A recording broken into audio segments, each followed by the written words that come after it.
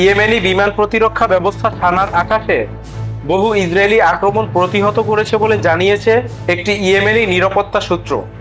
বৃহস্পতিবার পশ্চিম এশিয়ার একটি গণমাধ্যমের বরাত দিয়ে এ তথ্য জানায় বার্তা সংস্থা মেহের নিউজ।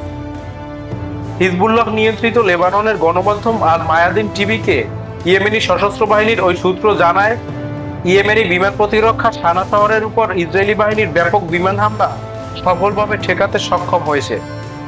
এর আগে বৃহস্পতিবার ইসরায়েলি সেনারা 20টি যুদ্ধবিমান নিয়ে সানার দক্ষিণে বিভিন্ন এলাকায় নতুন করে বিমান হামলা চালায়। তবে স্থানীয় সূত্রগুলো জানিয়েছে, শহরে মাত্র 12টি বিস্ফোরণের শব্দ শোনা গেছে।